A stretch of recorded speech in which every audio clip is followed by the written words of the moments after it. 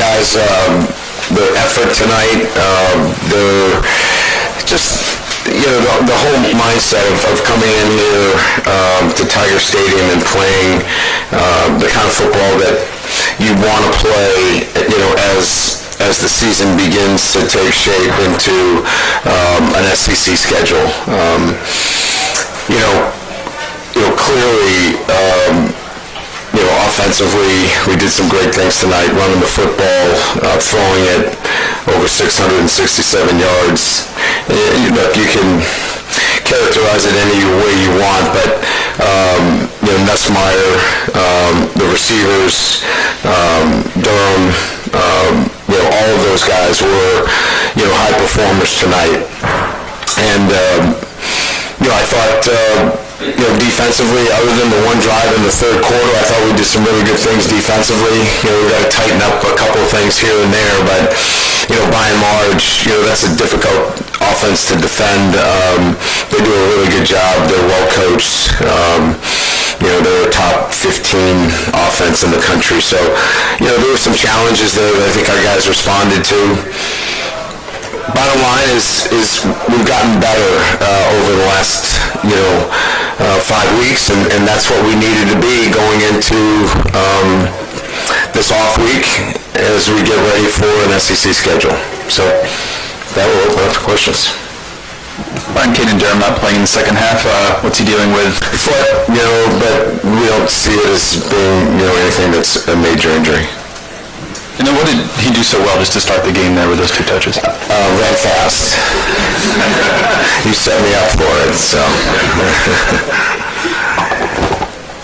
Coach, just the start of your defense, I mean, they came in with a red-hot offense. I think they only had 1 field goal the first 7 times they got their hands on the ball. So just the start of your team. I thought a couple of things. First of all, the backers played well. Penn and Weeks, that combination, they're very active. Their assignments, they were all over it. There's a lot of misdirection there. They got us on a couple of plays early on with some plays we hadn't seen before with some misdirection. They have really good schemes, and we have to settle down. But those 2 guys played very, very well. And then, it's important to point out we're really doing a nice job up front. We're not giving up, running lanes that put our backers in a position where they can't go downhill and make some plays. So but the front 6, front 7 did a pretty good job today. Garrett Nussmeier had a big night with 409 yards, but he also had the 2 picks. So how would you sort of evaluate the 2? How do you sort of balance out the 2 sides of that of his performance today? Yeah, I mean, we don't want any interceptions, but I think they're situational. The one right before the half, he tried to force a ball in there that we would have liked him to be much more prudent in dropping the ball down. The second interception, those are plays that he knows better. Like you're moving to the right, you have better options there. I think he probably got caught up a little bit in the game in that situation. It was late. We were up pretty big. I think in the right circumstances and situation, I'm not here to defend him for that because he knew that he needed to do a better job with the ball. I'm not here panicked about what happened tonight with the 2 interceptions. There are some where you go, oh my God. These were decisions that are easily correctable, and I'm not concerned about the 2 interceptions from that perspective.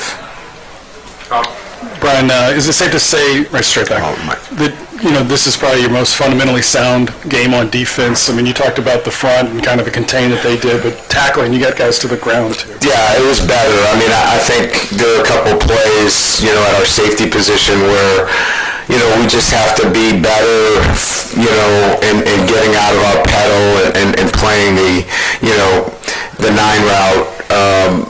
I think we need to be better there. I thought we missed a couple tackles, but overall, structurally, this is we're heading in the right direction. We thought we closed the gap last week. I think we continue to close the gap, and quite frankly, we have to, right? I mean, as we get into SEC play, the teams that we play they'll expose you if you don't. So we're making the progress necessary that we need to. Just in the back. Coach, earlier this week, you said that you can't replace your own Perkins. What week steps up? His leadership, his energy, everything. What did you see from him tonight, especially flying all over the field? Well, the energy, he changed the complexion of the game with the goal line stand. I don't know that that's going to put them back in the game, but I think it ended the game, for them in that situation. And they're just... those are big plays that you don't see very often, goal line stand plays like that where you bend somebody back. And that's a big quarterback, he's over 200, he's about almost 210 pounds. So, he's an outstanding football player. You pair him up with Penn, who's assignment correct. We put him in some tough situations, Greg, tonight too, where, we had to cover a receiver on 2 or 3 occasions coming up underneath out of the backfield. And, I told Blake a couple times, I go, you're the linebacker coach. You're a tough guy. I mean, you're asking him to do some things that I would never ask him to do that. So those two pair up really well and kind of feed off each other. Yeah, Coach, right here to your right. Just the next week, what does it kind of look like for you guys in terms of recovery and kind of the things you want to see during this bye week before, obviously, you guys prepare for all this? Yeah, we're going to register all of our guys to vote on Monday, so a big voter registration day.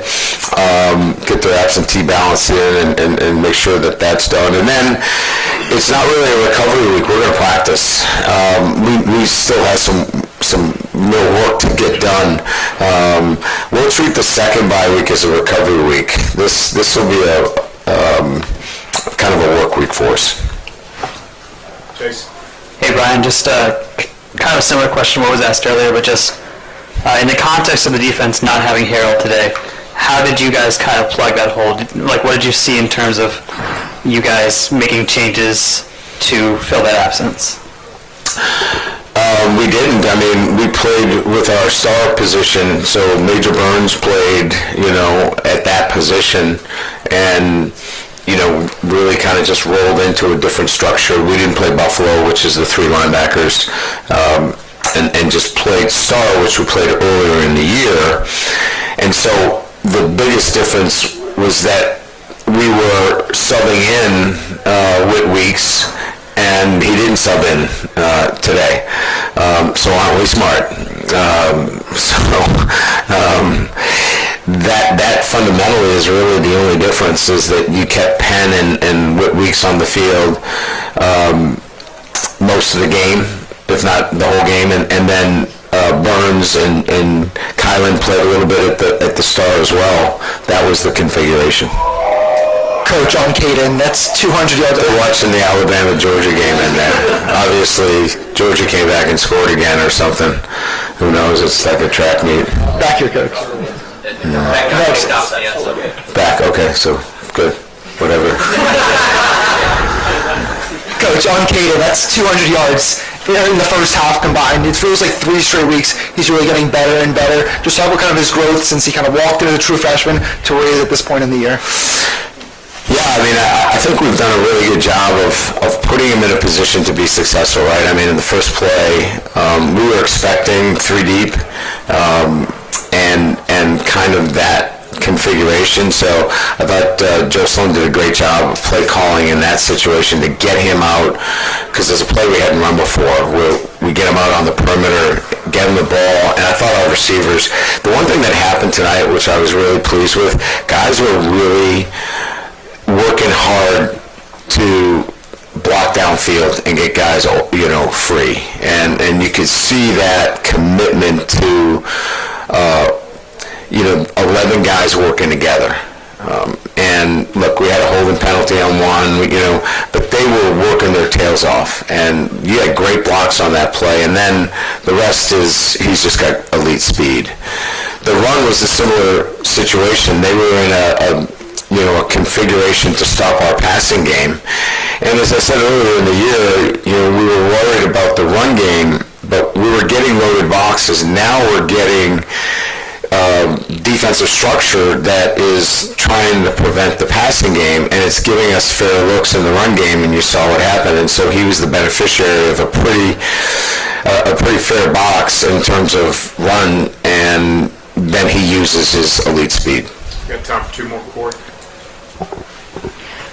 Brian, through the first 5 games, how would you assess your safeties when they are asked to cover? And if there are things you feel like those guys need to work on before Ole Miss comes in, where do you guys sort of look? Yeah, I mean, I think it's an issue that we have to continue to evaluate, and who's the right group that should be on the field. And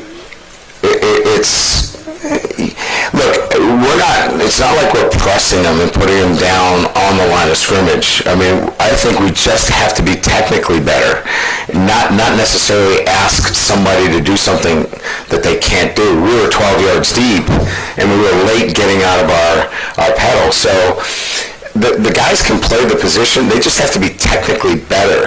And then we're going to...